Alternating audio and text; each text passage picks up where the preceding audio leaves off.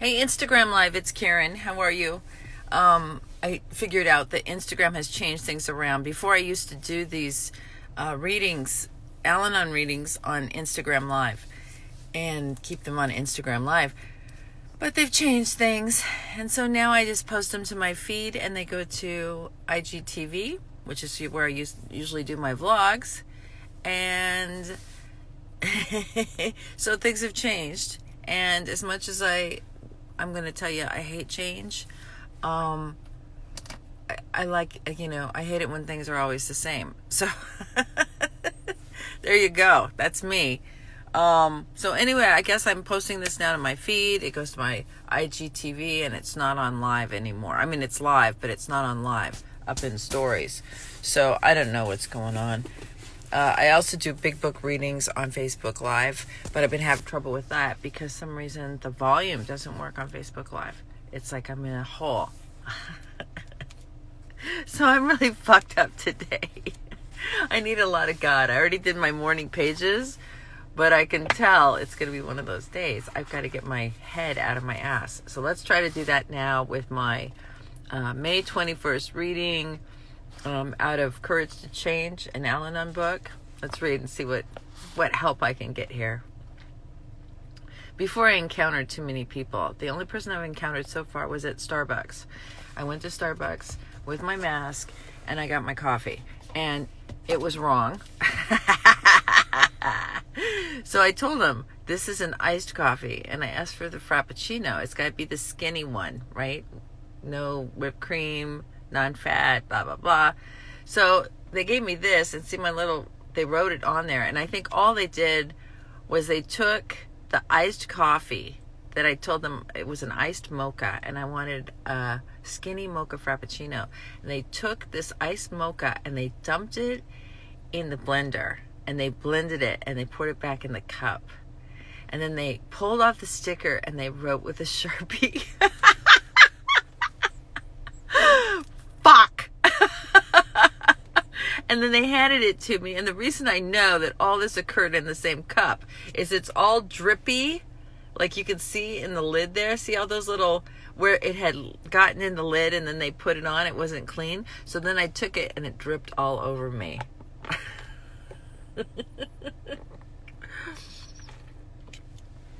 And I wanted to go back and I wanted to set some people straight. And I thought, I'm paying $5.25 for this fucking coffee. Could you just make it the way I ordered it?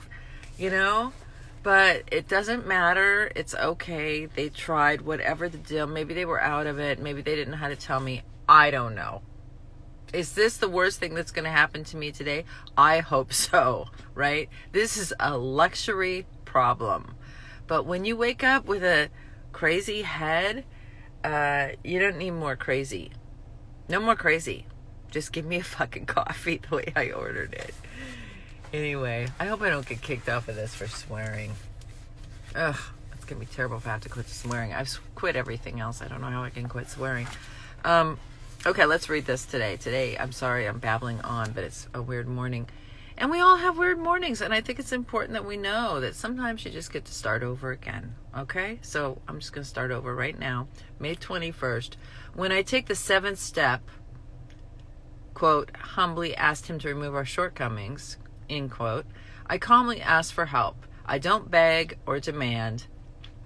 I neither grovel nor puff myself up.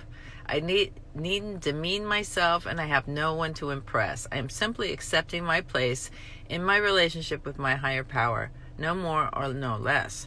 True humility should never be humiliating. Instead, I can feel honored to take my rightful place in the wonderful partnership I am developing with the God of my understanding. Humility is said to be perpetual quietness of heart. It means that I do my part and trust God to take care of the rest. Although I may not know how my help will come, I can remain serene. All I have to do is ask my higher power for healing. Today's reminder. Today, when I ask my higher power to remove my shortcomings, I will try to do so with a peaceful heart. Humility will help us see ourselves in true perspective and keep our minds open to the truth. Okay, so this is why I don't read meditation books. They are great. Don't get me wrong. This is a wonderful book. But when you are off kilter and you read something like this, that's all flowery and it's almost too much, right? What is it that really pisses me off about this today? I am simply accepting my place in my relationship with my higher power. No more, no less. True humility should never be humiliating. Instead, I can feel honored to take my rightful place in the wonderful partnership I'm developing with God of my understanding. That is kind of bullshit. Come on now. Let's get real. We're talking about alcoholism and addiction. I mean, this is nice. I get it. We're talking about step 7 and it's humility, right? I need to ask for help every day. But when I ask for help, it isn't always like, God help me. It's like, God help me. Help me. I got snot coming down my nose, right? It's coming out of my nose. I got tears rolling down my face, mascara smeared all over. I'm like this. I'm scratching claw marks, right? Help me. It's not like a flowery romantic meditation reading, it's not. It's like, God, help me, thy will be done. Direct my thinking, right? Help me keep my mouth shut. Help me not react poorly, right? Let me not fuck everything up here. Let me not just run around like a chicken with my head cut off, reacting to everything. Maybe that's my prayer. Help me stay in my own hula hoop. Help me just be quiet. Like this morning, going to get that coffee. I mean, I really wanted to just say, hey, I was here yesterday and the same thing happened. I asked for a mocha frappuccino. You give me a fucking iced coffee. I'm paying $5.25. And, what the hell? I'm up at 6 in the morning. I'm trying to get a cup of coffee and start my day. All I ask, I'm so grateful for all of you being here because I come every day. So I give you big tips to keep you and your family going. And I do this every day. I order the same thing every day. And all of a sudden I'm getting iced, coffee instead of mocha frappuccinos for $5.25.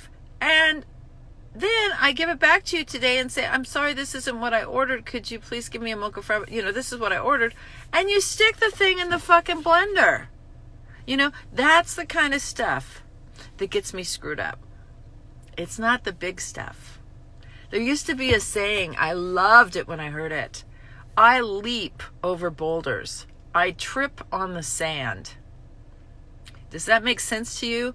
It's the little stuff that people say to me. It's not the big stuff. People can die, houses burn down, pandemics come and go, and I am like a superhero. I leap into action, right? But the minute things don't go my way, the minute you say no to me, right? Or something like this, like my coffee, I'm gonna go freaking crazy. That's control. That's control. And I step on the toes of my fellows and they retaliate. People get pissed off, right? So the best thing I can do when I'm praying for some help, I'm not doing this. I mean, this is nice. This is like my mom. This is like a meditation for my mom. The most godly woman I know on the planet, right? She could do this really sweet little thing. Praying and asking God for some help, having some humility. Not me. Help me. Thy will be done. What the fuck? Those are my prayers. I need some help. God, help me keep my mouth shut. Help me see if I can be helpful here. I don't know. Maybe I don't know everything, right? That is my kind of prayer. That is how I get through the day. Is, the other thing about this, when they're talking about this, step 7, and let me get back to it. This book is so little. I'm complaining too much this morning. I can tell I need an attitude of gratitude. And I knew that. I posted a meme. The first meme I posted was about being grateful. Okay, so it says in here, okay, although I may not know how help will come, right, when I'm screaming, help me, I can remain serene. Maybe, maybe not. I'm going to try. But all I have to do is ask my higher power for healing. Well, healing. I'm just asking for help.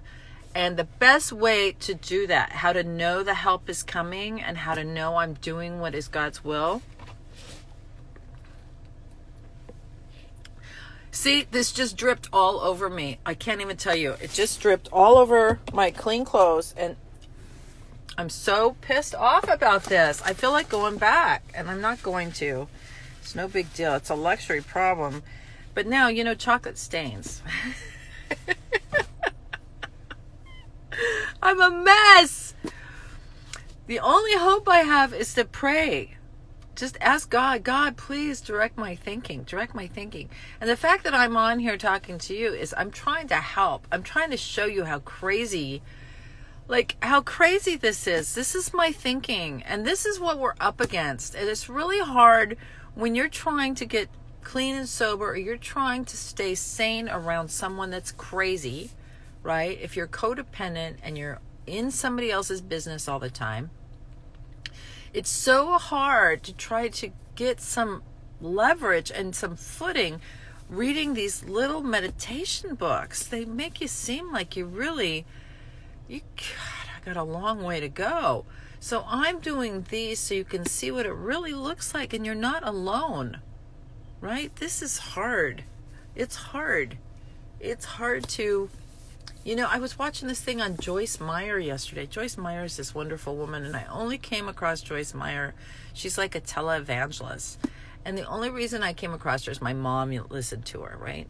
And I like her message a lot. It's very nuts and bolts. It's very much kind of like the program of Al-Anon and Nar-Anon and AA. It's just pretty simple.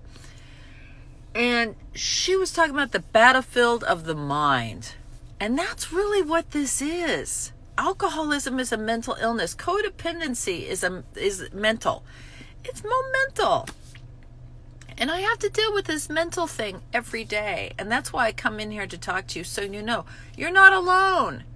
A lot of you, in the last couple of days, I've gotten the most amazing messages and emails about people who are changing their lives, coinciding with the time they've been watching me, right? They've gotten in a program, and that program's helped them find a new way of life.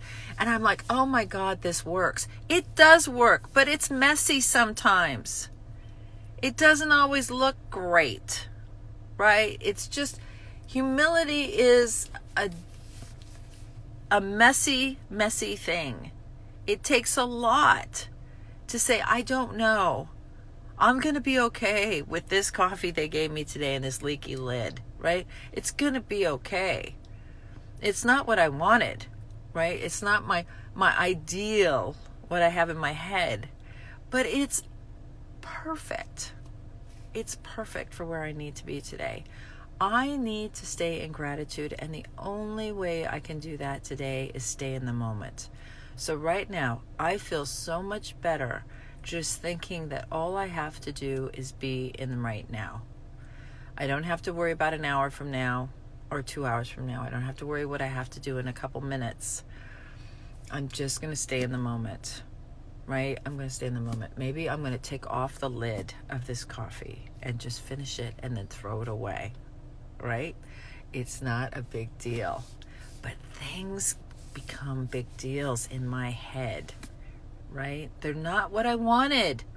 I want what I want when I want it. And I want it the way I want it to be. And I want you to act the way I want you to act. And I want everybody to do what I want. Right? And then when you do it, I'm not even happy. I'm chronically discontented. I'm a control freak. It's a sick deal. And people hate it. Boy, I walk in the room and people go, oh shit, here comes Karen. She's going to have a list of fucking to-do things we got to do. We're going to have to do this and that. And she's going to want to change this. And we're all going to have to do that. There's a lot of pressure. just need to stay in the moment. I need to have some humility and take my place in this universe, right? I don't know everything. And everything is exactly the way it's supposed to be right now. That just calms me. I was supposed to get this cup of coffee for a reason. I don't know what it is, but everything is just fine. I love you all. Bye.